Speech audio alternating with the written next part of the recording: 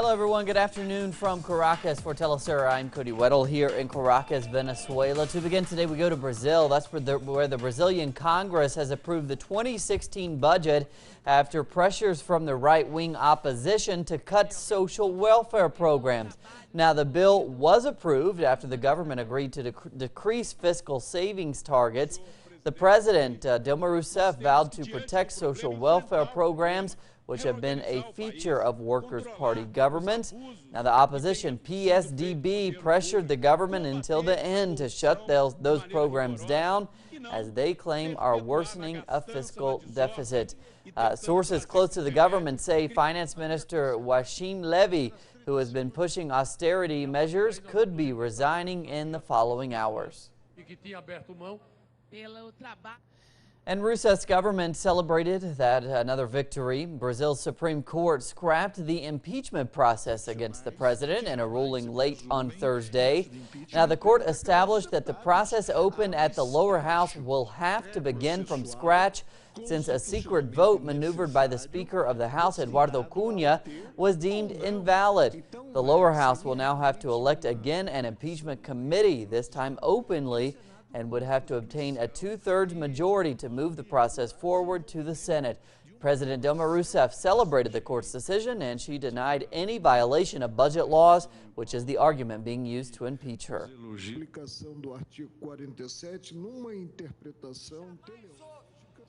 They hide that there was never the mishandling they allege took place. They do not back their arguments because there were no irregularities. We paid the Bolsa Familia program. Yes, we paid the My House, My Life program. Yes, and when we did it, we always respected the laws and contracts that were already in place.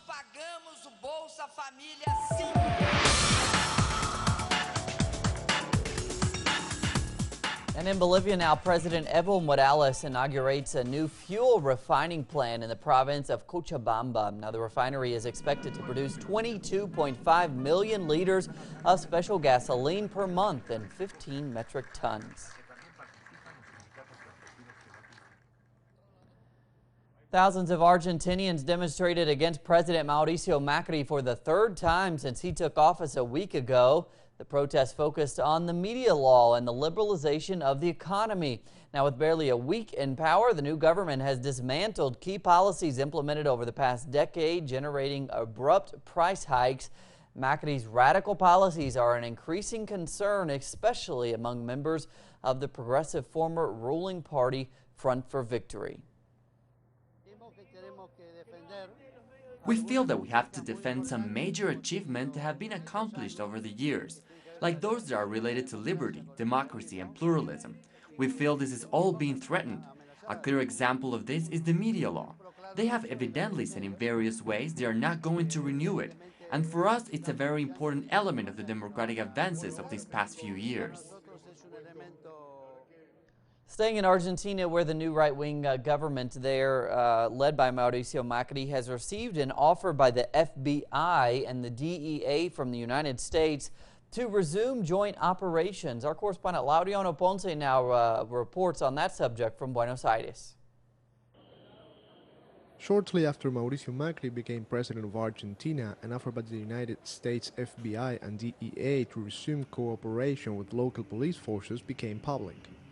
This was well received by the new right-wing administration, but many say such cooperation could endanger the country's sovereignty.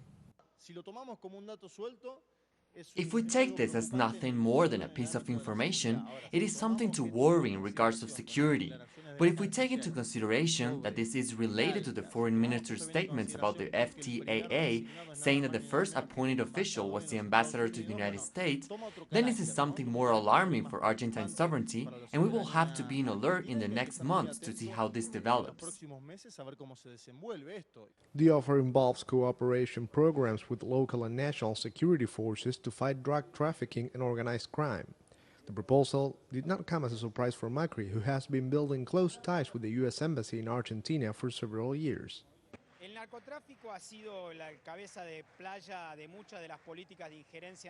Drug trafficking has been the excuse for many intervention policies by the US in the last decades, and the fact that the DEA, the CIA, or the Mossad and other foreign intel agencies are somehow working together with Macri is not new, since Macri himself said that when he appointed the first city police chief, he had consulted the DEA, the CIA, and the Mossad.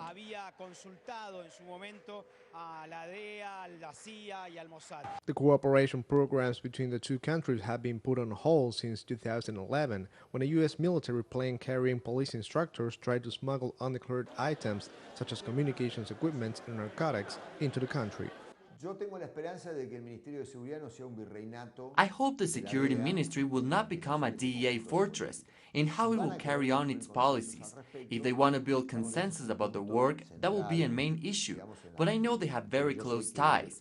President Macri works directly with the U.S. Ambassador Noah Maimet, to whom he asked for advice on drug control policies. Besides cooperation in security issues, the government has started negotiations to find support from Washington to receive funding by U.S. private banks. Such a solid endorsement by this powerful sector seems to show who will be making the most out of Macri's presidency. Laureano Ponce, Telesur, Buenos Aires. Costa Rican President Luis Guillermo Solís is in Honduras. He's reaching out to his counterpart there, Juan Orlando Hernandez. Now, the president is seeking the help of Hernandez to find a solution for some 5,000 Cuban migrants stranded in Costa Rica. Solís' proposed solutions have already faced the rejection of Nicaragua and Belize and Guatemala. Costa Rica has been seeking a joint solution for weeks, but has not been able to secure any commitment. And Venezuelans now commemorated the 185th anniversary of Simón Bolívar's death. President Nicolás Maduro headed the ceremony, which was accompanied by the Caracas Youth Orchestra and the Metropolitan Choir. Now, Bolívar is considered the liberator of the Americas, and monuments to his memory can be found across this continent.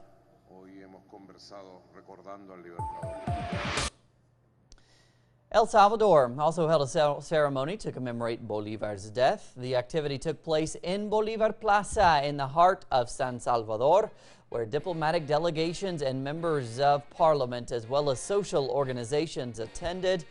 The attendants laid flowers at the monument depicting Bolívar, and they also delivered speeches highlighting the relevance of the liberator in Latin America's current affairs.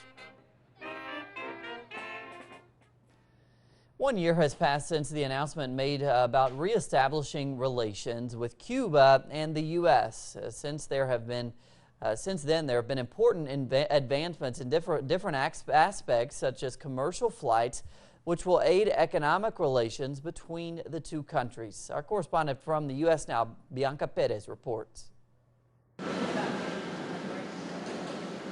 An agreement was announced Thursday between Cuba and U.S. officials to restore scheduled commercial airline service for the first time in over 50 years. This deal would allow 110 round-trip flights a day between the neighbor nations.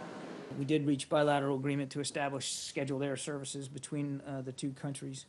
It's going to continue to allow charter operations, which exist now, and establish some scheduled air service, which will help facilitate an increase in authorized travel. Though travel is still prohibited for tourists, those who meet at least one of the 12 criteria, such as being Cuban American or taking part in educational tours, and are able to make the trip, are relieved that this will bring down the high costs. Not only will make it easier for us to make the trip, it'll be more cost effective for us to make the trip. And that's been huge in order to get people to experience something that they didn't know about.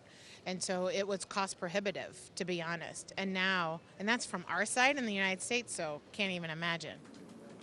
Experts claim that although progress has been made in the last year with the reopening of embassies in both countries, there are still many obstacles, such as the return of the naval base in Guantanamo, the removal of the Helms-Burton Law, and the lift of the economic blockade. What we've seen is it's inconsistent with U.S. values, with what American citizens want, with what our own government wants. It's just the remnants of a bad, failed policy. And so the goal will be next year to finally remove that from the equation and lift the embargo fully. Citizens are excited that this flight agreement could be a first step in a new era of relations between the two countries in which they would be able to experience Cuban culture. I'm hoping that the next step will be that the American population can travel there before it becomes, before it changes. I'd like to see old Havana, the way it was, all the old cars and just the culture. There will likely be a 60 to 90-day process in which U.S.-based carriers will submit proposed routes. Scheduled flights will not begin until the first few months of 2016. Bianca Perez, Telesur, Washington, D.C. Paraguay's Congress has declared a state of emergency in 5 provinces there as the country after extreme floods have led to massive evacuations. Some 40,000 people have been evacuated so far, including 12,000 in the capital city of Asunción to prevent them from being in harm. Authorities say that the aim of the declaration is to activate a contingency plan, but they have discarded that the floods could generate a nationwide crisis.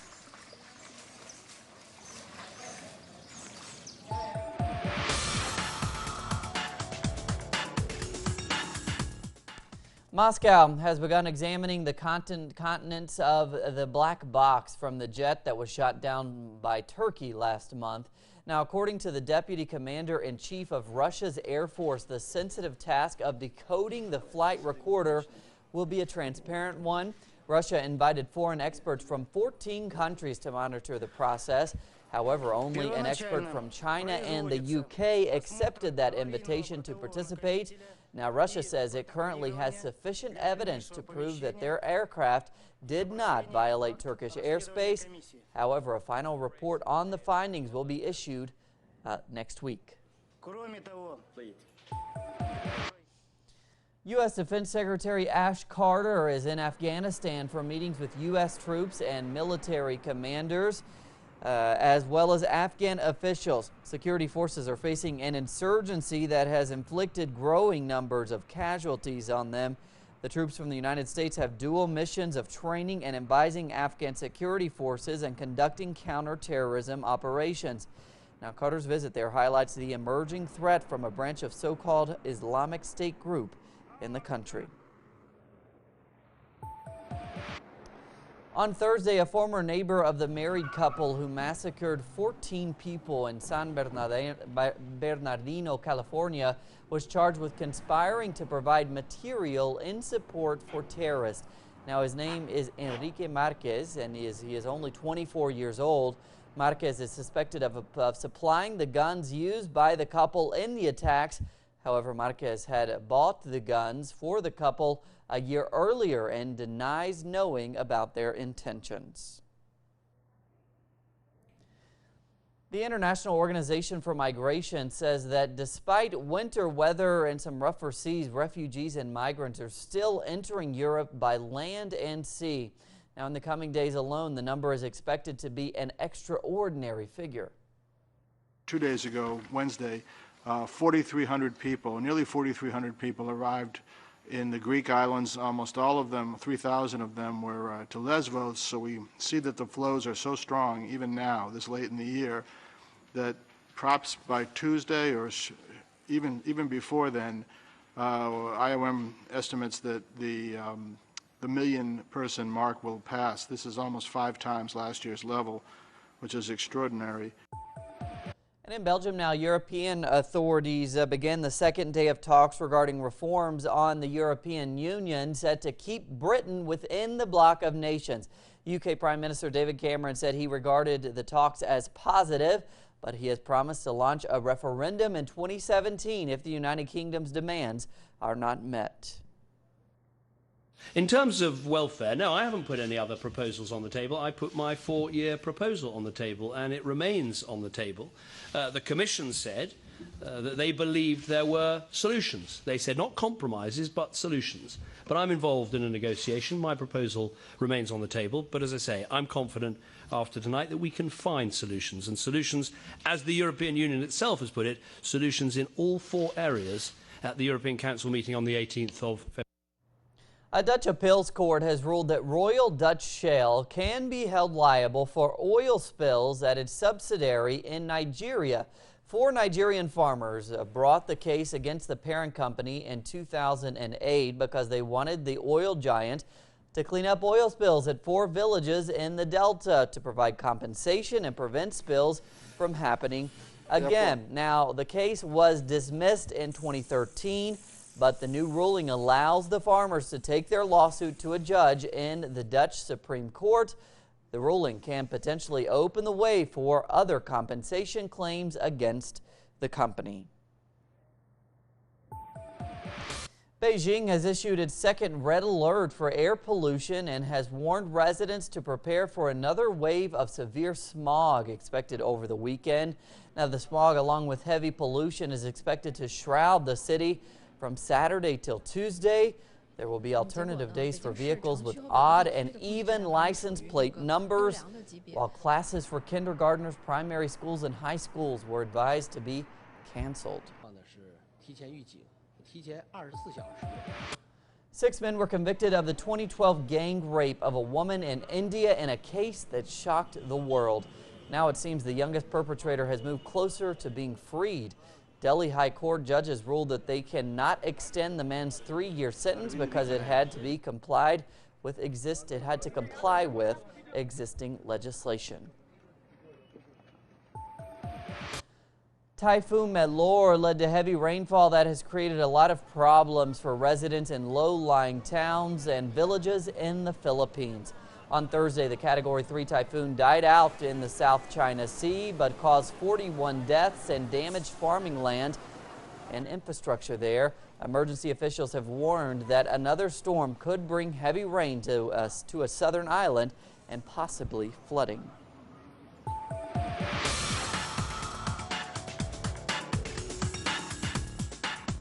Taking a look at sports now, where on Thursday the World Surf League title was won by Brazilian Adrian de Souza in Hawaii.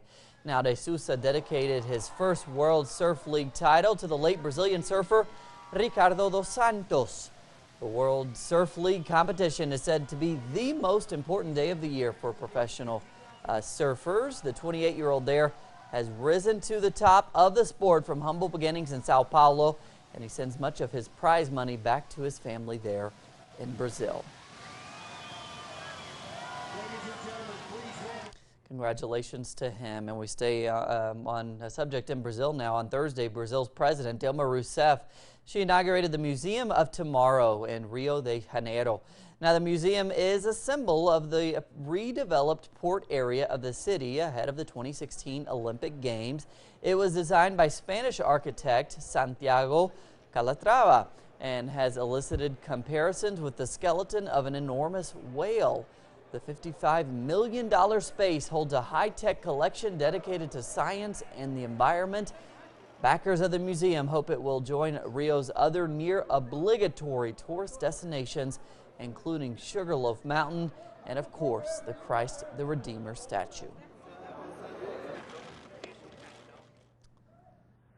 And it has not been done in 15 years, but the U.S. is considering designating an area in Malos Bay that contains 100-year-old shipwrecks as a marine sanctuary. Now, the wooden skeletons are the remnants of an ill-fated fleet commissioned during World War I. After failed attempts to salvage the wrecks, they were left to decompose there. Today, the rotted fleet is the largest collection of visible watercraft from World War I in the Western Hemisphere.